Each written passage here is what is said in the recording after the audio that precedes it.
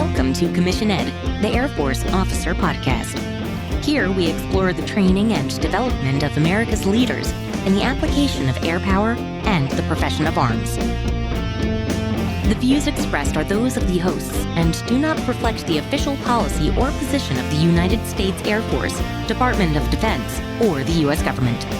The mention of companies by name is solely for the purpose of discussion and should not be implied as endorsement.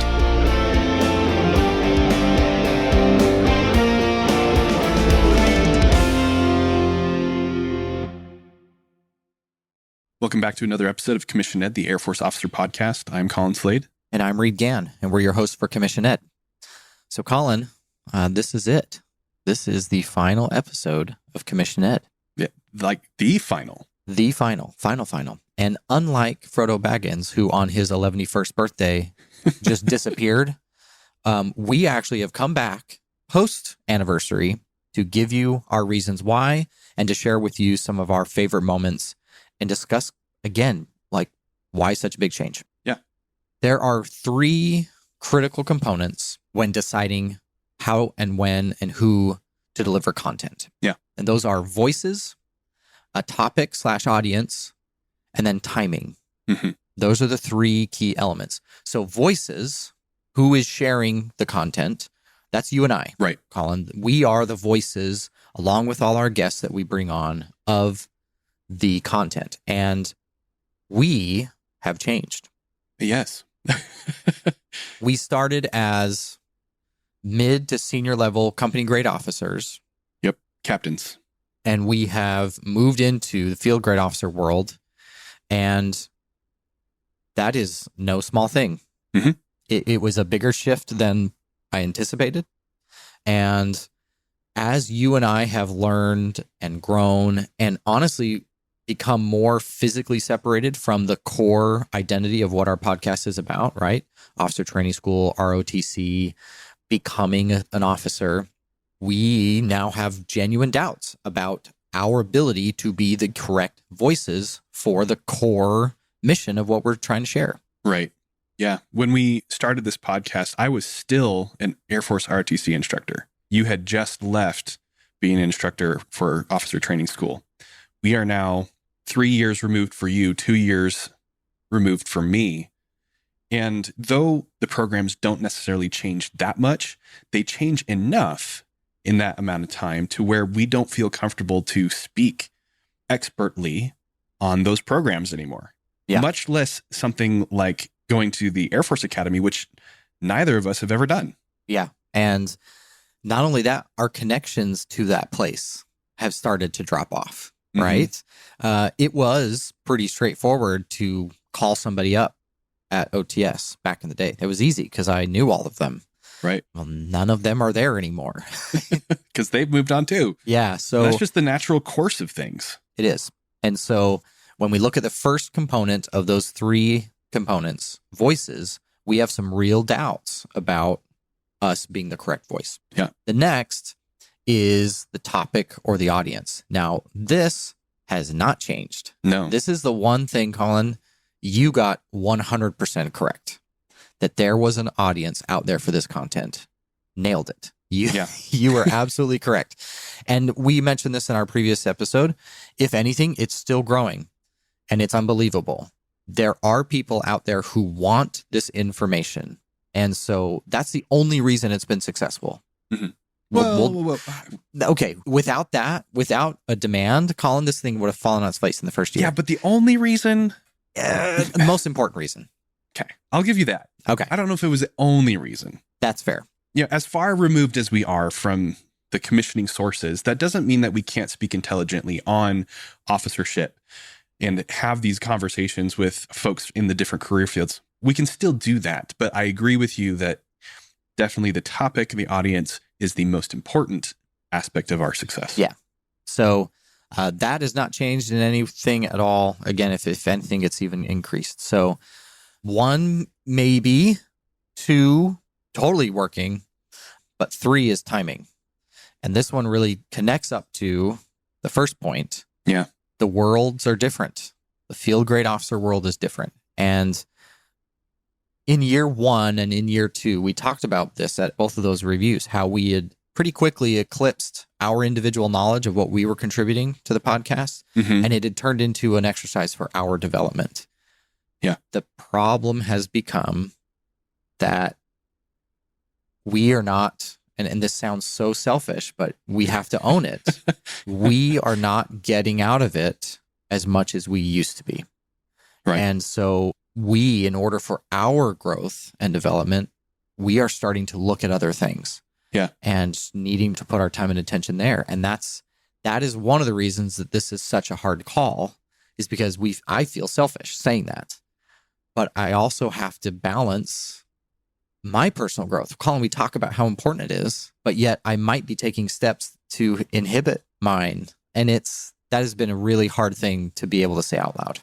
But so important that you make the effort to say it out loud, to have the conversation, to do the self-assessment, to realize that there is a need that is not being met by this podcast.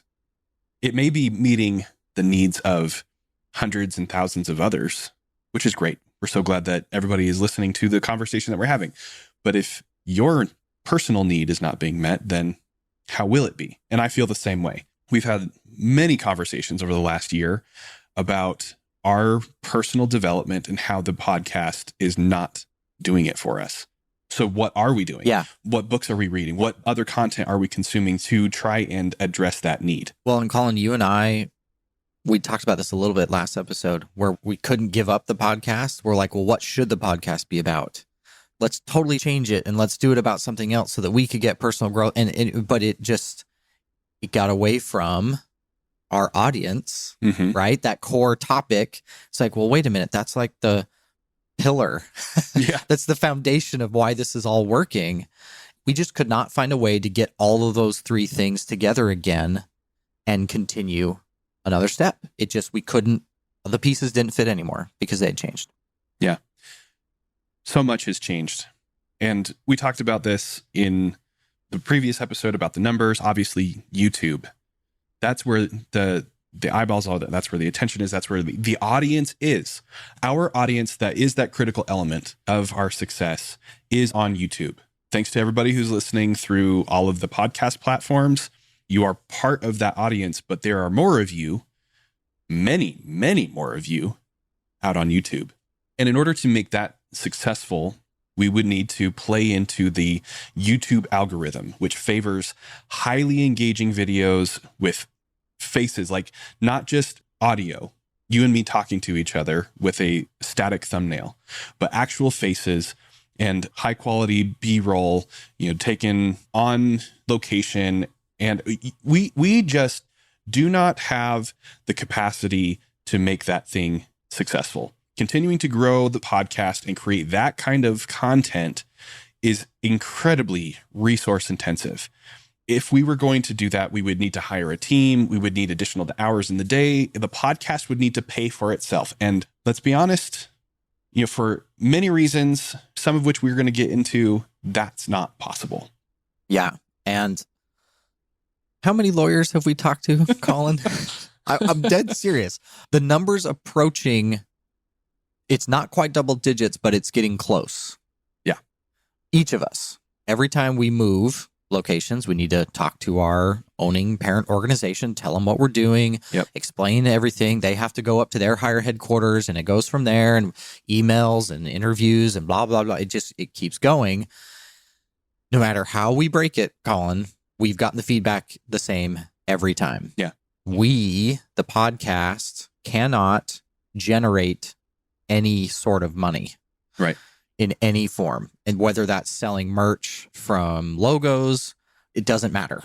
It can't make money. And as a result, we can't use money generated from our work in order to pay for producing it. Right. So it's a net negative, end of discussion. That's the rules. And it will always be that way until the laws change. Let's talk about what some of those laws are, because that's what we do, right? Mm-hmm. We talk to you, the audience, in specifics about the policies, the laws. We give you the actual references so that you know that we're not just making this stuff up. We like to be pedantic because that's what you expect from us at this point, right? Mm-hmm. So first law that comes up here from 5 CFR section 2635.101 paragraph B7. Okay, it's really deep in there, but it's important. It says, employees of the federal government shall not use public office for private gain. Period and dot. Yeah. And they all came back to that one thing. Yeah. Like, well, you could all tie it back to this one thing. And it's like, well, that's a pretty clear sentence. That is that one thing that you and I hold public office. We are officers of a public institution, the United States Air Force. We cannot use that position as majors, as officers for our private gain. And even if we're using that money, that private gain, to continue to do the Air Force's mission of mentoring the future generation, of providing this information, which is part of our official duties, we can't take money to continue to do it. Just can't do it. Yeah. The next one, Joint Ethics Regulation, paragraph 5/409. A DoD employee shall not knowingly solicit or make solicited sales to DoD personnel who are junior in rank, grade, or position, or to the family members of such personnel on or off duty. So, translation, we can't advertise a shirt and have a spouse of an E4 purchase it. Yep. That would be illegal. Yep. Well, exactly. Who are we selling T-shirts to, Colin? If it's not, you know what I mean? Like, it's not to general officers. Yeah. So our audience is very narrow relative to the population of the United States, right? We're not selling iPhones here, which just about every thinking person above the age of probably way too young can own, right? Yeah. So we're already limiting it to generally people in the military or people interested in joining. And Colin, as 04s, the overwhelming majority of those people are lower in grade. Yeah. What, 95, 96, maybe even more percent than that? Yeah. Are lower in grade than us. It would have to be lieutenant colonels, 1, 2, 3, or 4-star generals. That's it. And they don't listen to our show. So, and and even if they are listening, thank you, gentlemen and ladies. We appreciate you, but they're not going to buy enough shirts. Yeah, to keep the wheels on the bus. But going back to the previous one, we can't use that money for private gain anyway. Yeah. So, okay. Last one. DoD Instruction 5400.17, paragraph 8.d. Do not accept compensation for any activity relating to one's status as a DoD civilian employee or military service member. DoD personnel are prohibited from using their official position or public office for personal financial gain or the endorsement of any product, service, or enterprise. And this is interesting because the only reason we have knowledge about what we're talking about is because of our public office. Yep. So the only way this works is if we are like completely out of the military, like 100% out. Yep. Like not even inactive, ready, reserve, out. Correct. And we know some of our fellow podcasters who did not even start a podcast until that was the case in order to kind of steer clear of some of these things. Mm-hmm. But that's not where we are. Colin, you're more in now than you were a year ago. I know, right? Which is great. I'm glad. But makes this hard. We did explore that too. He's like, well, you're a reservist. Does that mean, when you're on orders, it works, and when you're not, it doesn't? Like, we tried. We really did. Yeah. Well, the previous one just said whether you are on or off duty, it doesn't make any difference. And the one before that said you can't do it. Period. Period. Yeah. And dot. Yeah. So in order to continue, as we said, we would need to have the podcast pay for itself, and it can't. It just can't. We could continue with the status quo. We could just continue to record long form episodes as we have been, or we could decrease the amount. We could make shorter episodes. We could decrease the frequency even further, maybe go to once a month or every other month, but we don't want to. Yeah. It would lose what it was. Mm-hmm. And it's what it was, which was working. Yeah. Man, there are not enough actual nouns in there. I should make a better sentence. I meant what you knew. I know. It would change the podcast sufficiently to be different enough. It wouldn't be what it was I'm back in the same place. This is challenging, folks. We are having a hard time going through our last episode, kind of getting all the feels. All right. Perfect time to transition to our favorite moments, because if we already didn't have all the feels, they're certainly going to come out. So I will start, Colin. Some of the most rewarding experiences I've had doing the podcast have been interviewing my friends, personal people that I have interacted with, that I have respected, that I stay in touch with, that volunteered their time to share something that they had with us. And I was going to write a little list, but I was certain that I'd forget somebody. And I just decided to say all of those people that I had a relationship with before and separate from the podcast, but you decided to come join us. That meant something to me. And I really am grateful for those experiences. Another episode that was a favorite of mine is the September 11th memorial that I did a few years back. Mm-hmm. My family doesn't listen to the podcast, Colin. I'll just own it. Again, narrow audience, right? Yeah. They listened to that episode, and many of them have commented how meaningful that was to them. That was a seminal moment in our history collectively, and they appreciated that. And so that one, and the audience didn't care, which is funny, but yeah. I cared. That one is definitely a favorite of mine. Two more. These are the ones that I felt I learned the most. The episode we did on protecting freedom while giving up our own. You and I wrote on that one for a long time. Yeah. And I feel that one has fundamentally shifted the way I think about even the way our country is organized. And so I learned a lot with that one. And the one that I was the most humbling was the one from our flight nurse. Yeah. That was the one that I was like, okay, I guess medical people need to be officers. That one I had to eat a lot of crow on. That was the most humbling. Hearing her describe the necessity of her authority being able to give legal, lawful standing orders to aircrew, to patients, and others is where I'm like, oh, okay, yeah, fine. Medical, you can be officers too.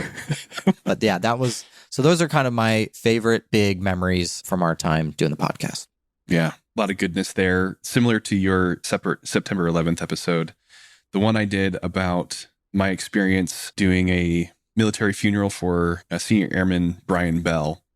That was extremely poignant for me. And in creating that episode, I actually got connected to Brian's father, Robert Bell. And it was special to share that with him and know that there are many, not just within his family and the immediate friends, but many people who remember Brian, were affected by him, and we will continue to remember Brian by it.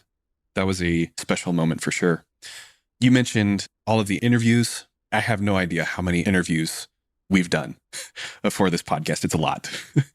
And like you said, many of them with our personal friends, but also many who we had never met before. Yeah, until literally we're sitting down to do the interview. Right. And one of those in particular sticks out in my mind with Major Michael Burns about being an RPA pilot. I very distinctly remember listening to him talk and just feeling like so much gratitude for the amazing people that we get to serve with. I'm so glad he is on our side. That 50-pound brain is working for us and not for the enemy. I'm just floored by the good people who choose to take their talents, their capabilities, and use them on behalf of the Air Force and the American people. He's the one who asked rhetorically, kind of to himself, but really to the audience, do you love aircraft or do you love air power? And it's okay to love aircraft, but you better love air power if you're going to be in the Air Force, right? Yeah, that was a heavy moment. It's so good. I am so proud of the thought work that you and I put into what it means to be an officer and what we would like to see of the officer corps. You know, if we had the opportunity to make those decisions, if we were kings for a day kind of thing, we put that series together. And I'm really proud of that one. Not because any of it is ever going to come about. You know, it'd be great if it did, but just helping me to understand the kind of officer that I personally want to be. And then in the development of junior officers as part of my responsibilities, how I am going to go about it. That was really helpful. And then lastly, mentioned previously that we mentioned in the last episode how we were finally able to interview a general officer. Well, so that was one of my former commanders, amazing human being, Colonel Mike Zuhlsdorf at the time, now Brigadier General. We got a general. Check that box. Not that that's necessarily a feather that we need to stick into our caps, but it was just wonderful to reconnect with him and on such an important topic. One of my personal favorite episodes that we've ever done, The Foundation of Character. That was a rebroadcast. I loved learning again from Mike Zuhlsdorf about character, and he expanded my knowledge on it.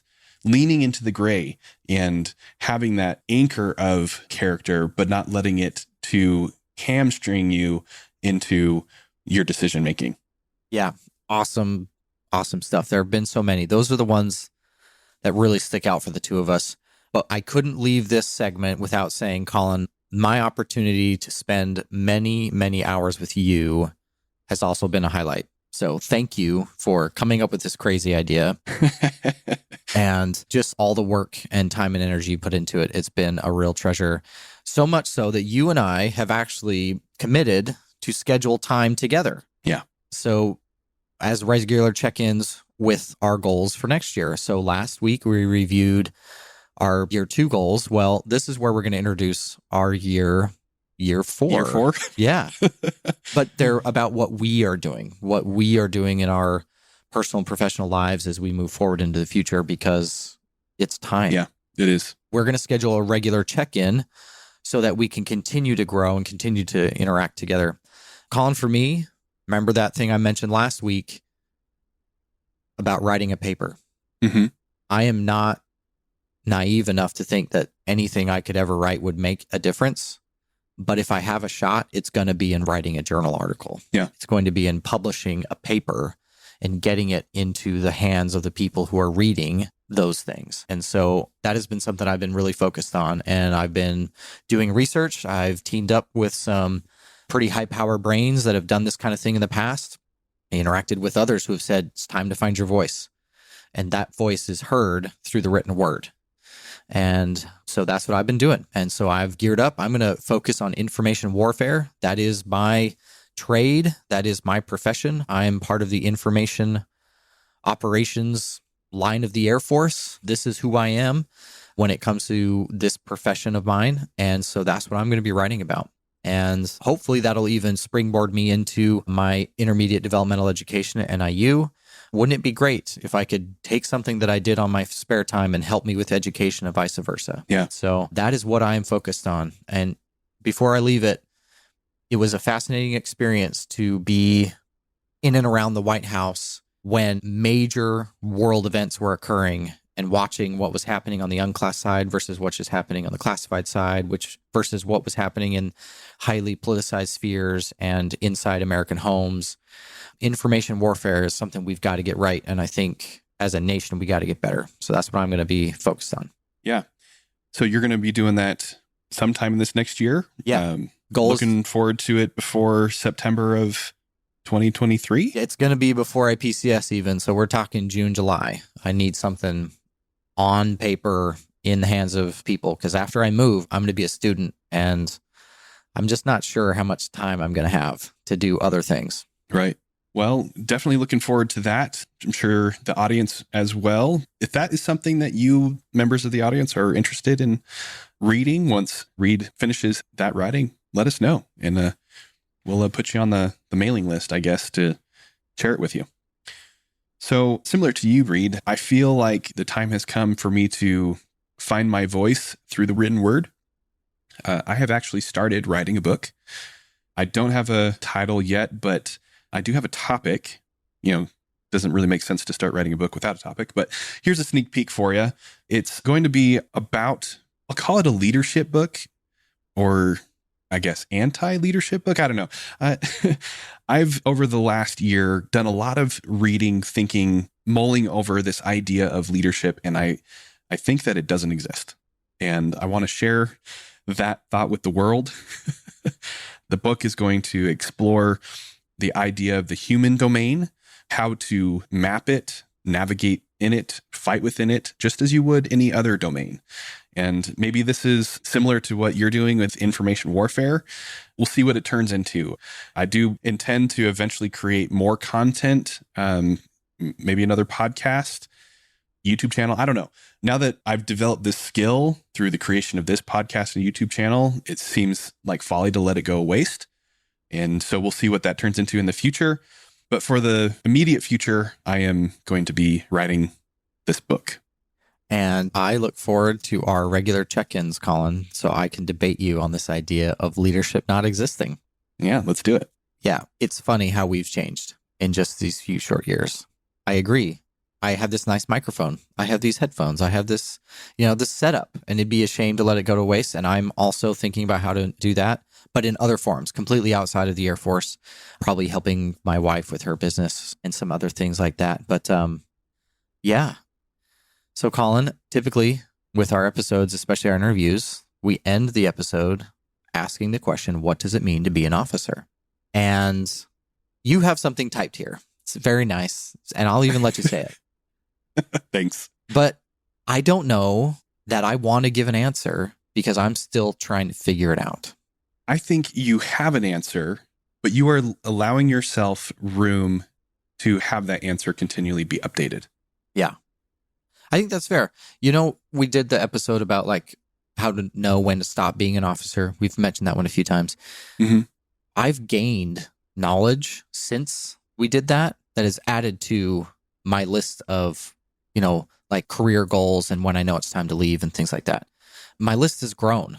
Yeah. It was static at that one point and it's already changed. And so, yeah, part of me is hesitant to actually put something down because it'll be outdated here in 2 or 3 weeks almost. Sure. At the rate that we're going. But I don't know. I'll leave it up to you. Do you want to, because I think this is really good. There's some really good things in here. Do you want to leave this as a marker in the sand?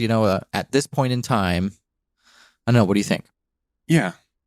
I think that you're spot on in that we can arrive at an answer, but we must not accept it as the answer. We must leave ourselves open for continual updates. And so with that in mind, I'd like to share my personal definition of what it means to be an officer. An officer is someone who, by their character, competence, and connection with others, has earned their special trust and confidence, influences them to accomplish noble deeds that they would not or could not on their own, attracts the uncommitted, and undermines the determination and capabilities of their adversaries. It's good, man. It's really good. There's a lot in there, and I look forward to exploring it further with you, with our audience, with other members of the Air Force or other interested parties, but not in this podcast. Yeah, that will do it for this week's episode of CommissionED. And we want to give our most sincere and deepest appreciation to any and all who have ever tuned in on any forum ever with us. So thank you for listening to this and any other episode of CommissionED.